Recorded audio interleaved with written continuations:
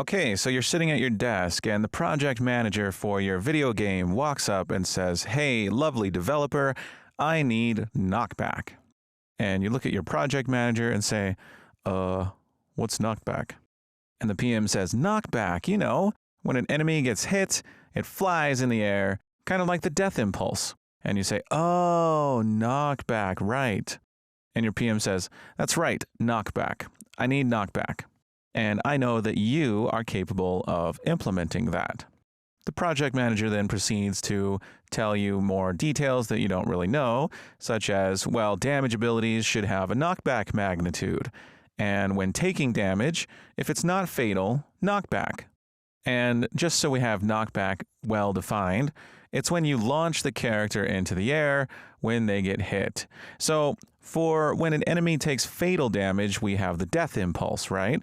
But when damage is not fatal, we're going to have a knockback. Now, there should be a knockback chance. That could be a parameter. And we can use that knockback chance to see if there was a successful knockback. And then some damage abilities will not have knockback. Their knockback chance will be 0, and so on. Now, before your PM turns and walks away, they say, "Oh, and by the way, here's a hint. Use launch character and not add impulse." And then they turn and walk away. At which point you turn to your coworker and say, "Hey, why should we use launch character instead of add impulse?" And your coworker turns to you and says, "Well, I think it's because you can use launch character without having to simulate physics and ragdoll the character." And you say, "Oh, okay, that makes sense." So for this quest, you're going to implement knockback. There are a lot of steps to this, and you may find yourself needing to make some of the decisions. But I think you're capable of it. So pause the video and conquer knockback now. Okay, so we need knockback. I'm going to start in the ability. So I'm going to close all tabs and go to my aura damage gameplay ability. So I'll go ahead and get the header file open. And I'm going to add a couple of parameters for knockback. Now we have a death impulse magnitude. I'm going to have a knockback force magnitude. So whereas death impulse is an impulse, our knockback is going to be a force. So I'm going to say knockback force magnitude. And it turned out that 60 was too low for death impulse. So I'm going to set those both to 1,000. But we'll almost certainly need to tweak this. Now we can also have a knockback chance. So if we want to do that, we can say float knockback chance. And I'm going to set it to 0 by default. So it's more like something you enable rather than something that's enabled by default. If it's 0, then there's no need for knockback. Okay, so now we have a knockback magnitude. And just like death impulse, we're going to have a couple of parameters in our damage effect params. And that's going to be in our aura ability types. So let's open that. And right here in damage effect params, we're going to go ahead and add not only a knockback force magnitude, but a knockback force vector. So I'm just going to copy both the death impulse magnitude and death impulse, and this will be knockback force magnitude. By the way, it's okay if you didn't call yours the same. You could have just said knockback magnitude. That's totally fine. And instead of death impulse, we're going to have knockback force. So force is a vector. Okay, so we have those properties. Now, we know that we're going to need something in the effect context, right, for the knockback force. So really what we're going to do is just copy the knockback force here and paste it down in our effect context just under death impulse. And once we have this set in the effect context, we know that it's going to have the correct magnitude by this time. Now, because we have knockback force, we're going to have to handle it in net serialize. And by this point, this is a pretty well-known process. We're going to take the next bit in our rep bits. That's going to be 15. We're going to flip that bit, and we're checking knockback force now. to see if it's 0. And then we come down and check if that bit was flipped, just like we did with Death Impulse. So we're checking the 15th bit, and then we're taking Knockback Force and calling Net Serialize on it. Piece of cake. And we have to make sure that we don't forget to scroll back up to serialize bits. And now that we're flipping 15 bits, we have to serialize all 15 of those bits. So this is something that we'll have to come back to each time we add to the effect context and update that as well. Okay. Now our effect context is going to need a getter and setter for this. So we're going to make a getter that returns an F vector called getKnockbackForce. And it's going to return knockback force. And we'll have a setter, void set knockback force, which takes a const f vector reference called inForce. And we'll set knockback force equal to inForce. And we have those now. Now, we also are going to want a couple functions on our ability system library. So we'll go up to get death impulse. We'll copy it. We'll paste it, and we'll have get knockback force.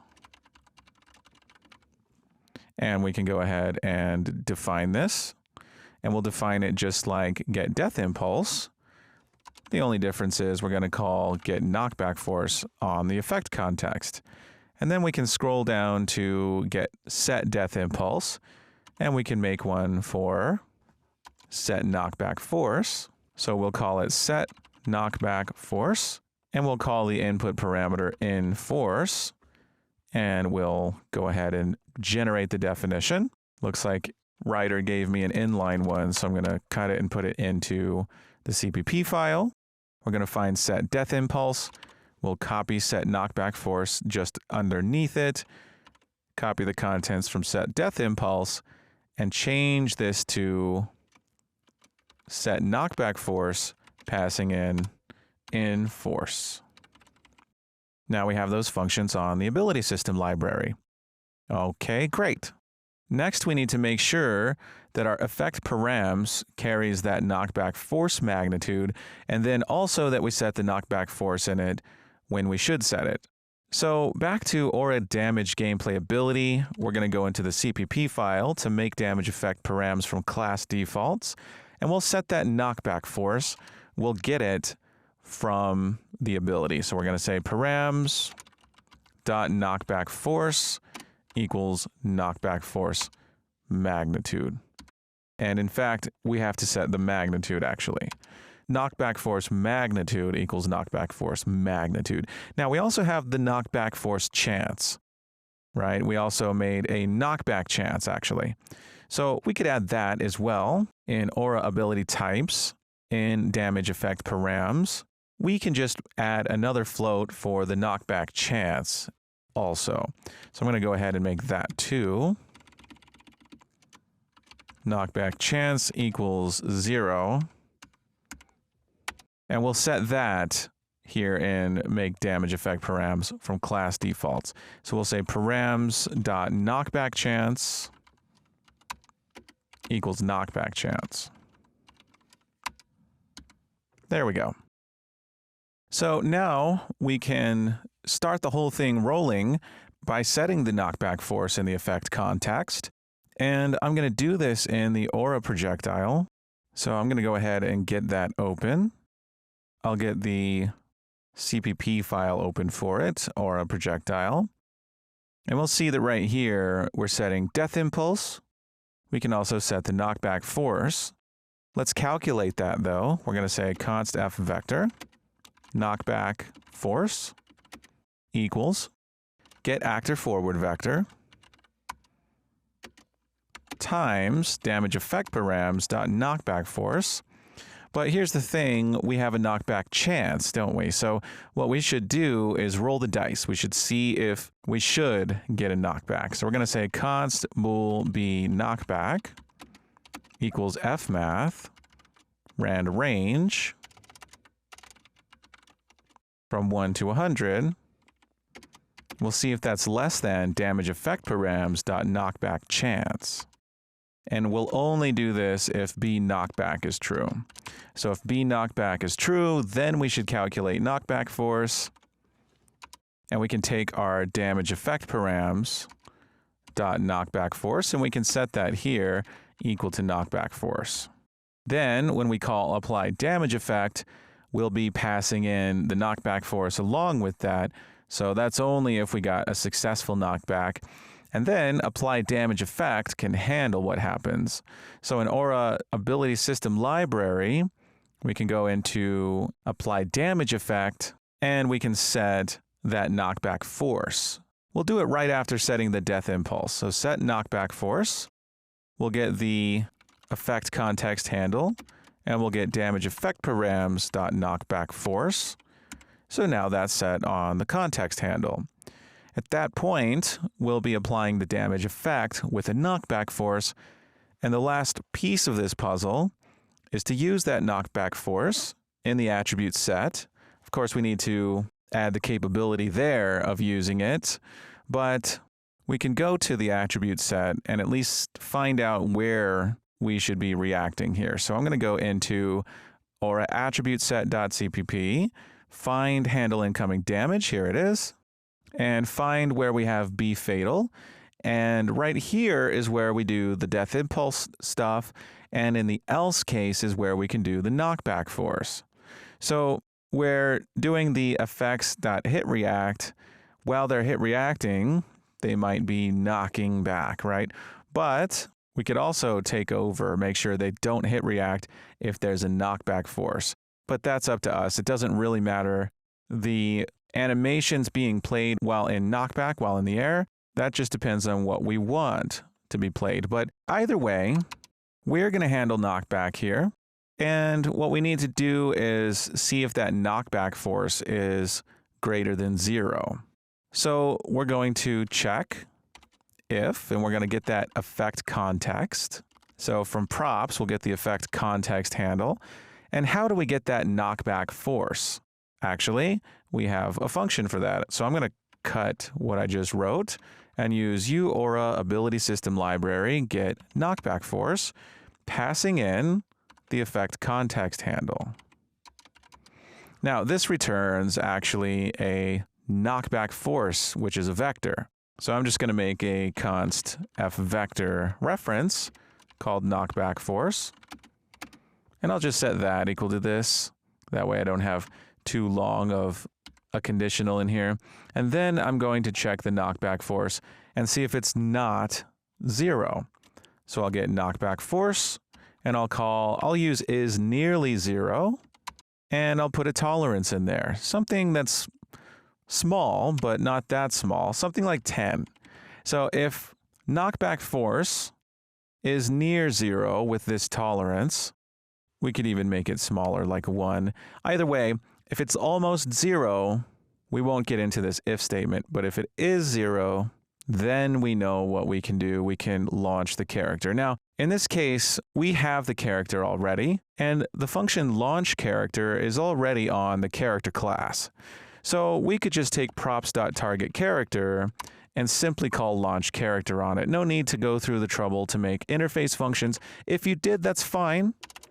It was good practice, but you don't actually need to in this case. You can just call launch character directly on the character and pass in launch velocity. We're going to pass in knockback force for the launch velocity, and XY override along with Z override. This is how we can control the knockback force a little bit. If we wanted to launch the character in the XY direction, we would pass in true.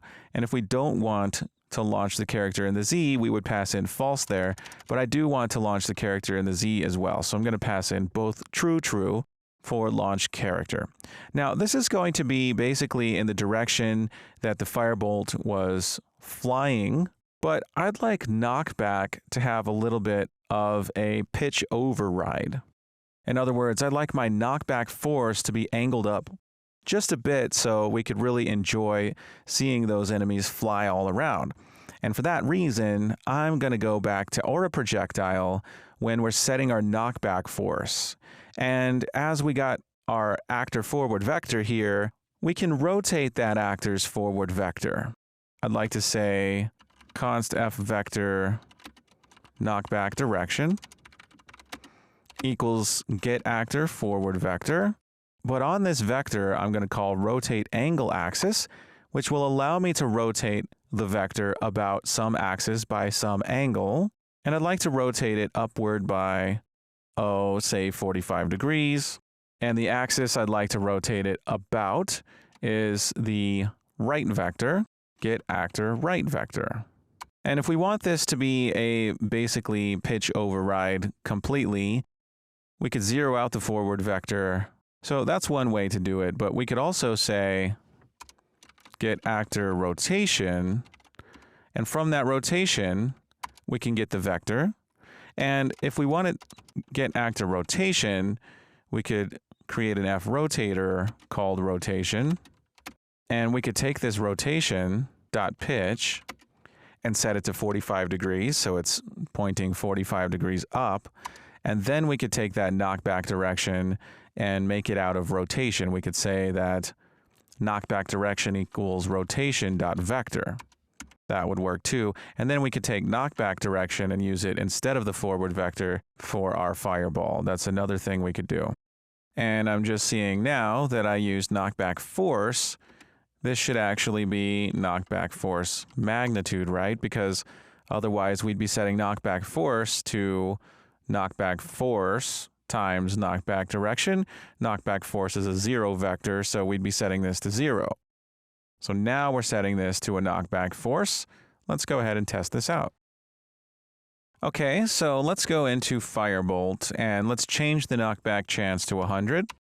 So 100% chance to knockback, and let's just see what happens. Ooh, look at that. Awesome. All right. Oh, and I just realized something. If we have knockback now, enemies can fly over, and we need to take care of that, don't we? Either the enemy should die shortly after falling off the edge, or they should just bounce and come back in.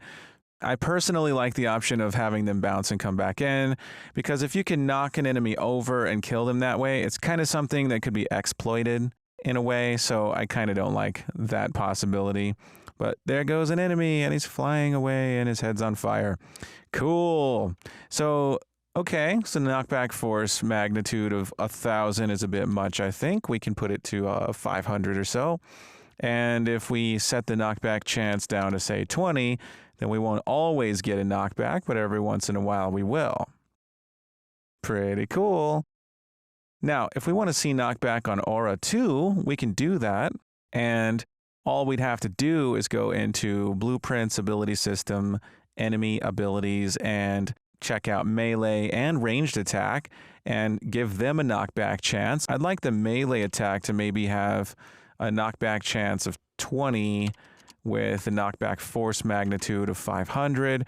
We'll do the Ranged Attack. Well, the Ranged Attack will be a knockback chance of 10%, knockback force magnitude of 400, but before we go on and move on with our lives, I'm going to set the melee knockback chance to 100 just for testing and see what Aura looks like knocked back.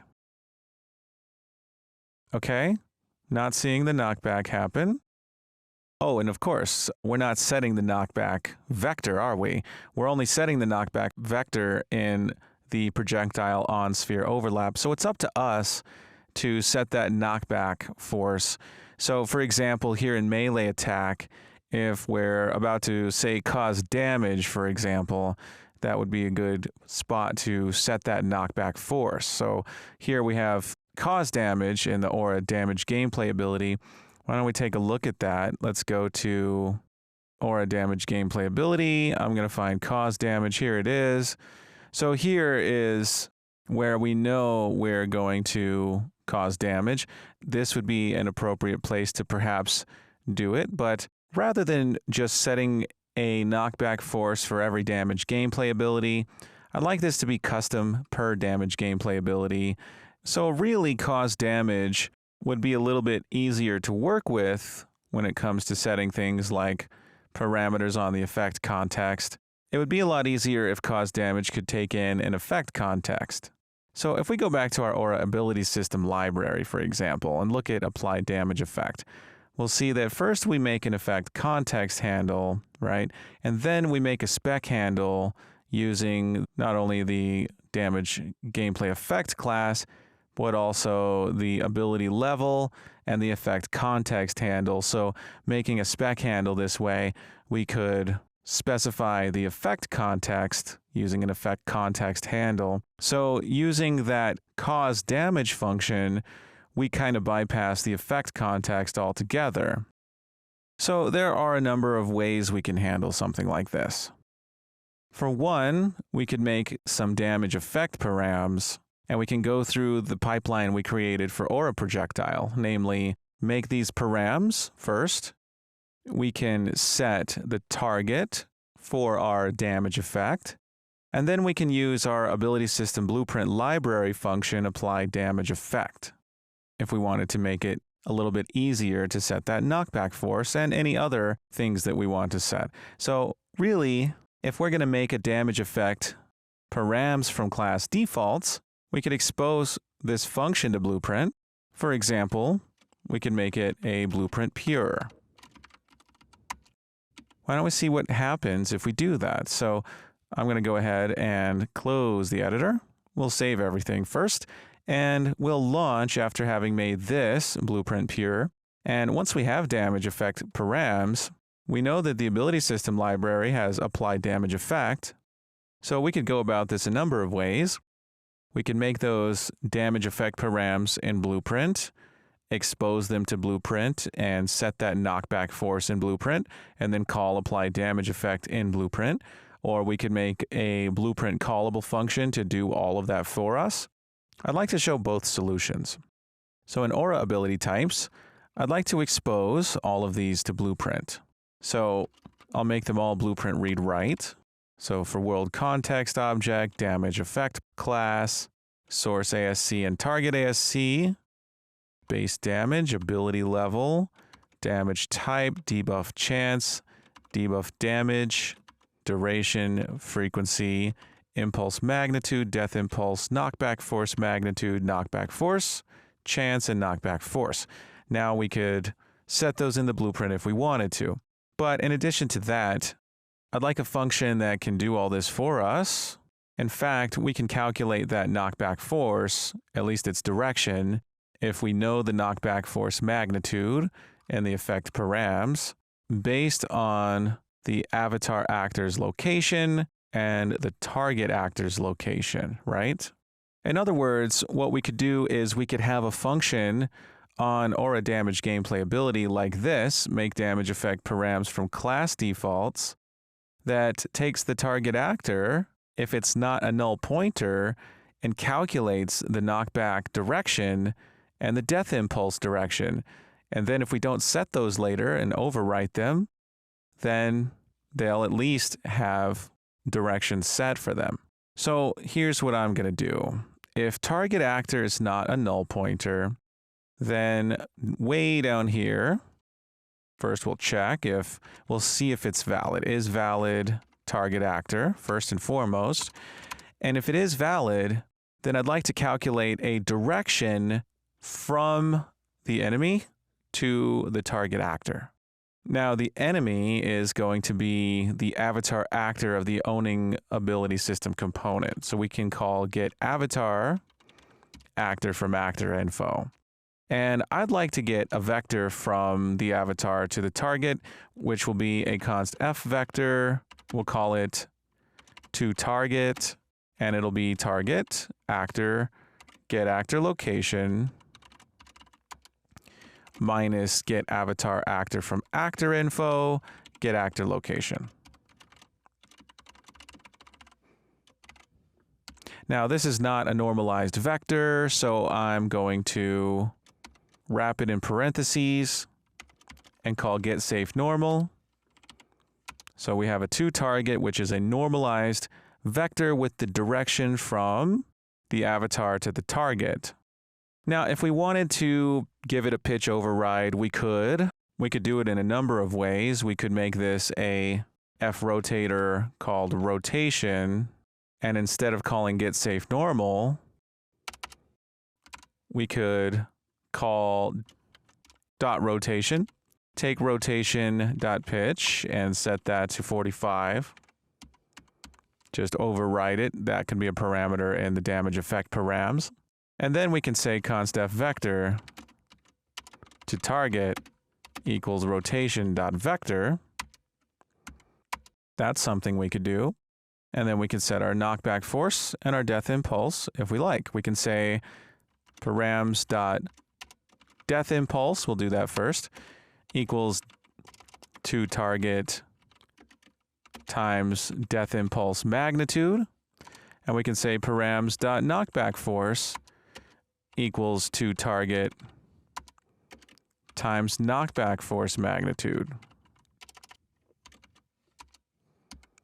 So really, we're just making this set those directions to a default with a pitch override of 45 from the avatar to the target, but only if that target actor is set, and then we wouldn't have to go in and set it, right? So we know that these will be set. Of course, for the fireball, we override those, but at least they're set by default if there's a target. So what I'm going to do in the melee attack here is I'm going to call make damage effect params from class defaults. And I know that this has a knockback force, but I exposed these parameters if I wanted to, say, break damage effect params. I could expand it and see all of them. And if I wanted, I could drag off of one and say make damage effect params. And then I could go in and take my knockback force and calculate it here in Blueprint if I wanted to do that, and then plug it in right here. And then anything that I want to take from what's created by this function here, which we made Blueprint pure, we could just pass it on in and overwrite anything here that we want to overwrite, like this. So I figured I'd show you this way too, so we have flexibility in Blueprint, but at the same time, I know my knockback force is set, so I don't have to break it after all. I can just take it, and then we can use an ability system component, apply damage effect is what it's called. And that takes the damage effect params, we have it there, and when we make the damage effect params from class defaults, here in the for loop, we have the array element, which is our target actor we are passing in to cause damage. Now we can pass that in to make damage effect params from class defaults. And instead of causing damage with cause damage, we can cause damage with apply damage effect on the ability system blueprint library. And now we know the knockback force will be applied. So let's test that out. Boom! And we have a knockback. And we can do the same thing for the ranged attack as well. So the ranged attack, I believe, is spawning a projectile, actually. And that is using spawn projectile on the aura projectile spell, which is actually making those effect parameters. So we could set a knockback force of 100 here, and we should see that knockback force from the slingshot rocks. And we do. Cool.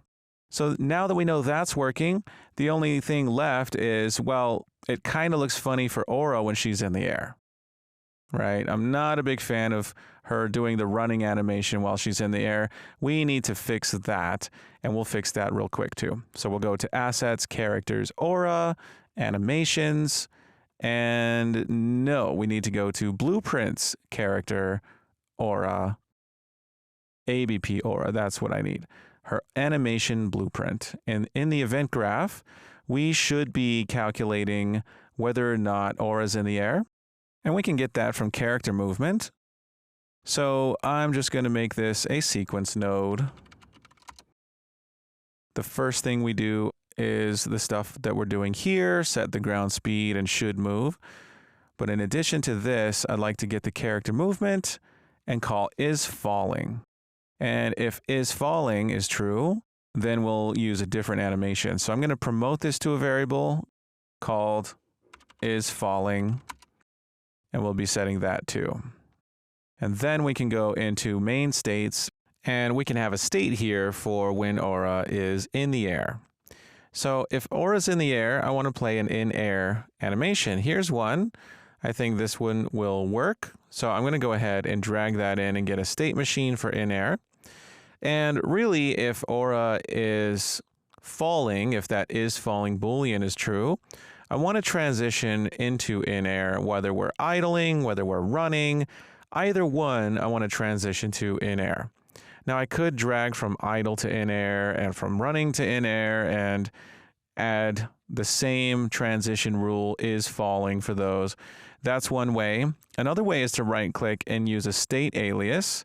We can call this to in-air and bring it into in-air. And then to in-air can serve as an arrow coming from any number of nodes by checking the checkboxes over here. So if we check running and idle, then this is the same as having two arrows coming to in-air, both of which will have the same transition rule. Now I can open that transition rule and I can use is falling for that. So that makes it easier. Of course, we need to transition out of in-air. So if we're no longer falling, we'll transition back. And this can be for is falling not, so not Boolean. We can transition there. We could even have a to idle as well if we wanted one of those. And then we could transition to idle from any states. I'll just show you what that looks like. We'll just do a state alias called to idle. And this goes to idle, and it'll have that transition rule there. That's fine if you want to do it either way. I'm just going to have one here and use is falling with a not Boolean hooked in there. And now when aura's falling, we should see, there we go, we're in the air. All right. Now, it's a little annoying when the enemies have 100% knockback. That's not what I want. That's just for testing purposes. We'll be setting that knockback chance down. And realistically, for games, you would have like 0% knockback chance for most of your enemies. And then some of your special enemies would have knockback, right? So you don't have to have knockback on all enemies. You could subclass your abilities for individual enemies and set those parameters differently for them. I'm going to have a knockback chance of, let's say, 10% for the ranged attacker, but the knockback force magnitude could be a little higher, 500. And the melee attack can have a knockback chance, and that's going to be probably, I'd say, 15-20%. And with that, we have knockback, and knockback works both ways. And Aura's Firebolt spell, I'd like to have at least a little bit more knockback than that. So in GA Firebolt, knockback chance, I think 20 actually is fine. We'll leave it at 20. And 20% of the time, we'll see them knock back. There was a knockback. Great. And the last thing, I know this lecture's getting long, but the very last thing is I wanted to make sure that enemies can't fly off the map. And for that, I'm going to get a blocking volume. So I'm going to get volumes. We're going to get a blocking volume. I'm going to drag one in, and I'm just going to go to perspective, top, and get that blocking volume right about there. I don't want it encroaching into the play area, so it's going to be here. And I'm going to make it this big. I'm going to duplicate it and bring one down here. I'm going to duplicate it again with snapping on and bring one up here and one here.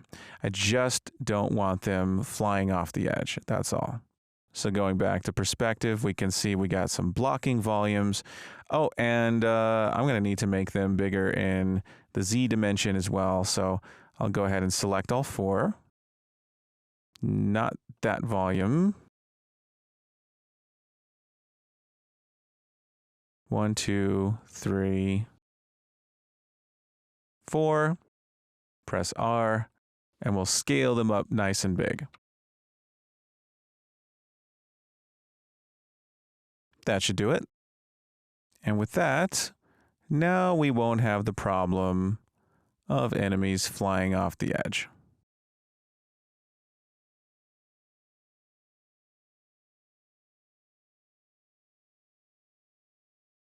All right. Awesome job in this lecture, and I'll see you in the next one.